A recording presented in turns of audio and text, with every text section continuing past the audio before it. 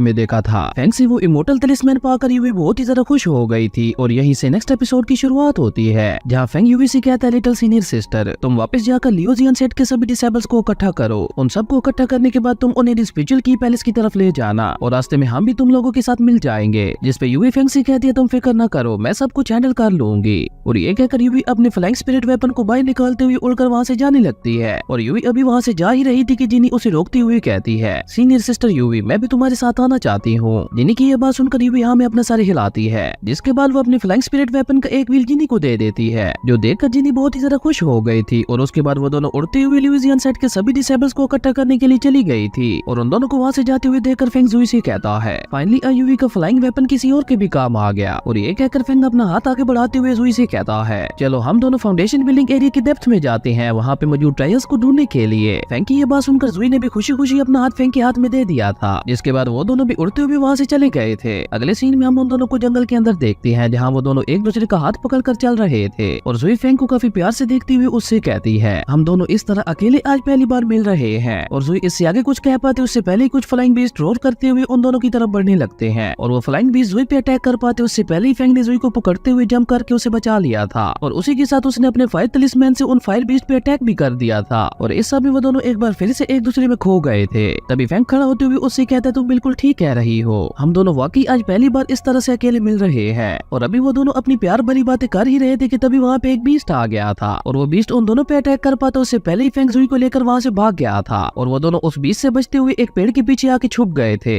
लेकिन तभी जुई की नजर एक फ्लावर पे पड़ती है, जिसको देखकर वो हैरान होते हुए कहती है, ये तो ड्रैगन फिश पैटर्न फ्लावर है। और वो उस फ्लावर के बारे में फेंग को बताते हुए कहती है, इस फ्लावर में बहुत ही ज्यादा पावरफुल स्पिरिचुअल एनर्जी मौजूद होती है, जो कि 1000 साल पुरानी स्पिरिचुअल ग्रास से भी ज्यादा इफेक्टिव होती है। और ये स्पिरिचुअल एनर्जी किसी भी कल्टीवेटर को ब्रेक थ्रू करने में उसकी काफी ज्यादा मदद करती है। और उसी के साथ इसका स्पिरिचुअल ग्रास की तरह कोई साइड इफेक्ट भी नहीं होता, जिसकी वजह से इसे एक बहुत ही ज्यादा खास और रेयर ट्रायर माना जाता है। और ये कहकर जुई थोड़ा सोचती हुई कहती है, पर ये अभी तक यहाँ पे कैसे बचा हुआ है? इस फ्लावर को अभी तक किसी ने लिया क्यों नहीं? क्या यहाँ पे हम दोनों से पहले कोई भी नहीं आया? जुई की यह बात सुनकर फेंग उस फ्लावर की तरफ बढ़ते हुए अपने मन में कहता है, मेरे पास अब कोई भी प्रैक्टिस मटेरियल नहीं बचा, जिसकी वजह से मेरा नेक्स्ट लेवल में ब्रेक थ्रू करना भी बहुत ज्यादा मुश्किल हो गया है। पर अगर मैं इस फ्लावर की पावर को पूरी तरह से कंज्यूम कर लूं तो हो सकता है मैं जल्द ही नेक्स्ट लेवल में ब्रेक थ्रू कर जाऊं। और ये सोचकर फेंग उस ड्रैगन फ्लावर को लेने ही वाला था कि तभी उसे वहाँ पे किसी के आने का एहसास होता है। और फेंग उसके औरों को महसूस करते हुए कहता है, ये तो कोई पीक रियलम का कल्टीवेटर है। और ये एहसास होते ही फेंग जुई को ले जाकर एक पेड़ के पीछे छुप गया था, जिसके बाद उसने अपनी पावर का यूज करते हुए अपने साथ साथ जुई को भी इनविजिबल कर दिया था, ताकि कोई भी उन दोनों को वहाँ पे ढूंढ न पाए। और खुद को इस तरह से इनविजिबल होते हुए देखकर जुई बहुत ही ज्यादा हैरान हो गई थी। और वो फेंग से कुछ कहने ही वाली थी, पर फेंग ने उसे चुप रहने का इशारा कर दिया था। और उसके बाद वो दोनों छुपकर उस पीक रियलम की कल्टीवेटर को देखने लगते हैं, जो कि बोना होने के साथ साथ टकला भी था। वो एक बीस्ट के साथ फाइट करते हुए उस पे काफी ज्यादा भारी पड़ रहा था। और तभी वो अपनी सोर्ट से उस बीस्ट पे एक बहुत ही ज्यादा पावरफुल अटैक करता है, जिससे वो बीस्ट वही मारा गया था। उस बीस्ट को मारने के बाद उस बोने आदमी ने नीचे आकर उस ड्रैगन फ्लावर को भी ले लिया था। और तभी उस बोने आदमी को एहसास होता है कि कोई पेड़ के पीछे छुपकर उसे देख रहा है। और ये एहसास होते ही वो उस पेड़ की तरफ देखकर गुस्से से कहता है, किसकी हिम्मत हुई इस ओल्ड मैन की जासूसी करने की? उस बोने की ये बात सुनकर फेंग बहुत ही ज्यादा हैरान हो गया था। और वो अपने मन में कहता है, क्या ये मेरे इनविजिबल होने के बाद भी मुझे देख पा रहा है? ये कहकर फेंग अपने एक मोटर तलिस्मैन को बाहर निकालते हुए अपने पीछे छुपा लेता है, जिसके बाद वो दोबारा विजिबल होते हुए उस बोने के सामने जाने लगता है। और फेंग उस बोने की तरफ जाते हुए उससे कहते हैं, हम लोग आप पे नजर नहीं रख रहे थे, हम लोग भी यहाँ पे उसी ड्रैगन फ्लावर को लेने के लिए आए थे, और उस बीस्ट को देखकर हम लोगों को छुपना पड़ा। पर मैंने ये कभी नहीं सोचा था कि मेरी यहाँ पे किसी इतने ज्यादा पावरफुल कल्टीवेटर के साथ मुलाकात होगी, जिसने अपने सिर्फ एक ही अटैक में उस बीस्ट को खत्म कर दिया। आप वाकई काफी ज्यादा पावरफुल हो, आप वाकई उस ड्रैगन फ्लावर को डिजर्व करते थे। फेंग की ये चिकनी चौपड़ी बातें सुनकर वो बोला भी फेंग की बातों में आ गया था। और वो हंसते हुए फेंग से कहता, तुम्हारे जैसे ऑनेस्ट बच्चे मुझे बहुत ही ज्यादा पसंद हैं। और फेंग को अपना एक हाथ पीछे छुपाते हुए देखकर उस बोने को भी एहसास हो गया था कि फेंग अभी उससे डर रहा है, इसलिए वो डिफेंसिव मोड में है। और ये सोचकर वो बोना फेंग के पास जाते हुए उससे कहता है, अगर तुम बुरा न मानो तो क्या तुम मेरे साथ आना चाहोगे उस एंशिएंट केव को एक्सप्लोर करने के लिए? और ये कहकर वो बोना फेंग के कंधे पे हाथ रखता है, जो कि देखने में बहुत ही ज्यादा फनी लग रहा था। और उस बोने की ये बात सुनकर फेंग ने अपने तलिस्मैन को भी वापस रख लिया था। और वो उस बोने को ग्रीट करते हुए कहता है, हाँ क्यों नहीं। और ये कहकर फेंग जुई को भी सामने आने का इशारा करता है, जिसके बाद जुई भी उस पेड़ के पीछे से सामने आ गई थी। जिसके बाद फेंग और जुई दोनों उस बोने के पीछे पीछे उस केव की तरफ बढ़ने लगते हैं। और तभी जुई फेंग से कहती है, मुझे इस पर्सन से बहुत ही ज्यादा अजीब फीलिंग आ रही है। जिसपे फेंग उससे कहता है, तुम परेशान ना हो, अगर इसने कुछ गलत करने की कोशिश भी की तो मैं ऐसे आसानी से संभाल लूंगा। और अभी वो लोग इसी तरह से जंगल में आगे बढ़ ही रहे थे कि तभी हम डीमन क्लैन की उस लड़की को देखते हैं, जो फेंग को देखते हुए कहती है, फाइनली मैंने तुम्हें ढूंढ ही लिया, अब बस तुम थोड़ा वेट करो, फिर तुम पक्का मेरे हाथों से मरने वाले हो।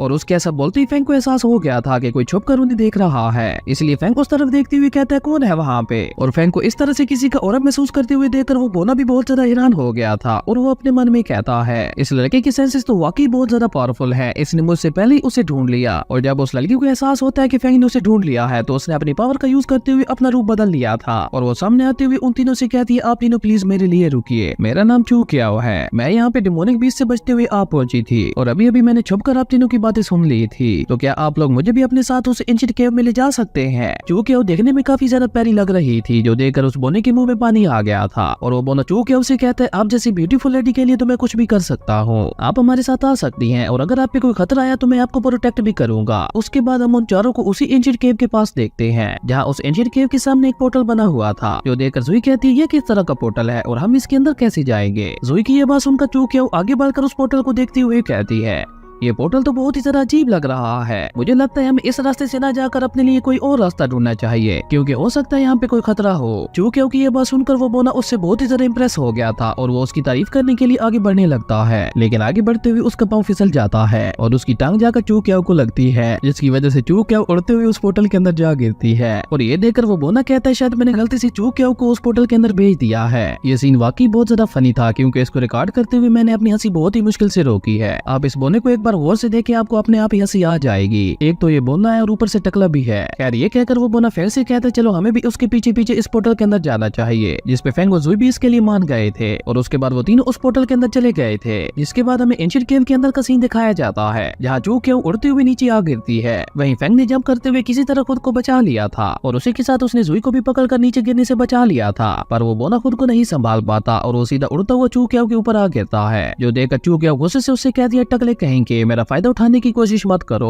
और ये कहकर उसने उस बोने को किक मारकर अपने ऊपर से गिरा दिया था और वो बोना खड़ा होकर बेवकूफों की तरह चू क्याओ की तरफ देखने लगता है। उसके बाद वो सभी उस केव में आगे बढ़ने लगते हैं और आगे बढ़ते हुए वो बोना फैंग को बताता है ये एंशिएंट केव चेंग मो म्यूजियम की है और मैंने सुना यहाँ पे बहुत ज्यादा ट्रायल्स मौजूद हैं और हो सकता है हमें यहाँ पे चेंग मो म्यूजियम की इनहेरिटेंस भी मिल जाए। और अभी वो लोग इसी तरह से बातें करते हुए आगे बढ़ ही रहे थे कि तभी वहाँ पे एक फॉर्मेशन एक्टिवेट हो जाती है और वो सभी उस फॉर्मेशन के अंदर ट्रैप हो गए थे। वो फॉर्मेशन देखने में बहुत ही ज्यादा खतरनाक लग रही थी और उसके चारों तरफ वुल्फ डिमोनिक बीस्ट के फेस भी बने हुए थे और तभी उन सब में से डिमोनिक बीस्ट बाहर निकलने लगते हैं जिन्होंने उन सभी पे अटैक कर दिया था। ये देखकर वो बोना अपनी सोर्ड को बाहर निकालते हुए उनमें से एक बीस्ट पे अटैक करने की कोशिश करता है, लेकिन वो डिमोनिक बीस्ट उसके अटैक से बहुत ही आसानी से बच गया था। जिसके बाद उस डिमोनिक बीस्ट ने अपनी पावर से उस बोने पे अटैक कर दिया था जिसे वो बोना नहीं रोक पाता और वो उड़ता हुआ पीछे जा गिरता है। और उस डिमोनिक बीस्ट का ये अटैक इतना ज्यादा पावरफुल था कि वो बोना बुरी तरह से इंजर्ड हो गया था, इवन उसके मुंह से ब्लड भी निकलने लगा था। और ये देखकर वो बोना हैरान होते हुए कहता है ये सभी 5 डिमोनिक बीस्ट तो पीक रियलम के बीस्ट हैं। वहीं एक बीस्ट ने चू क्याओ पे भी अटैक करके उसे भी पीछे की तरफ गिरा दिया था, जिसकी वजह से उसकी हालत भी काफी ज्यादा खराब हो गई थी। और तभी उस डिमोनिक बीस्ट ने दोबारा उस बोने पे अटैक कर दिया था, जिससे वो बोना अपनी सोर्ड से बहुत ही मुश्किल से रोकते हुए कहता है इस बीस्ट की तो कॉम्बैट पावर भी सेम रियलम की है, जो इसे और भी ज्यादा खतरनाक बना रही है। और तभी वो डिमोनिक बीस्ट अपनी पावर बढ़ा देता है, जिसकी वजह से वो बोना दोबारा पीछे आ गिरता है और वो बोना उठ पाता उससे पहले उस डिमोनिक बीस्ट ने जाकर अपना पंजा उस बोने के ऊपर रख दिया था, जिसकी वजह से उस बोने को बहुत ही ज्यादा पेन हो रहा था। और तभी एक डिमोनिक बीस्ट जुई पे भी अटैक करने के लिए आगे बढ़ता है, लेकिन जुई ने फैंग की दी हुए तलिस्मैन का यूज करके उस डिमोनिक बीस्ट पे अटैक कर दिया था, जिसकी वजह से वो डिमोनिक बीस्ट वहीं मारा गया था।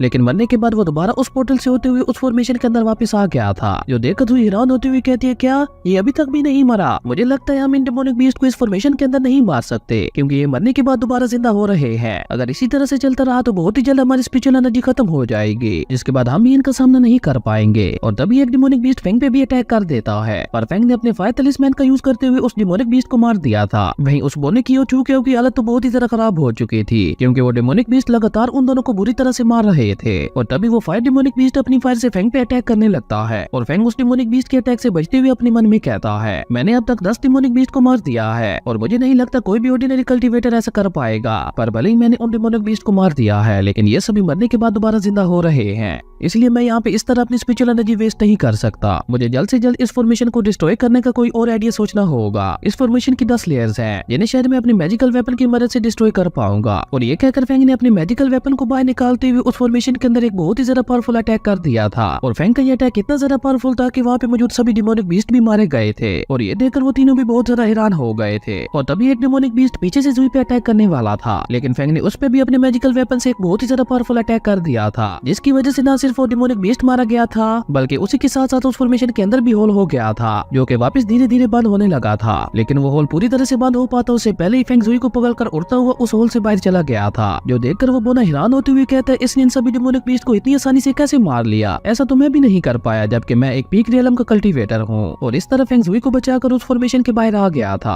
और इसी के साथ हमारा ये एपिसोड यहीं पे खत्म हो जाता है। अगर आपको ये वीडियो अच्छी लगी तो लाइक कर दे, और अगर चैनल पे नए आए तो सब्सक्राइब करते जाना। तो मिलते हैं एक न्यू वीडियो में, तब तक के लिए बाय।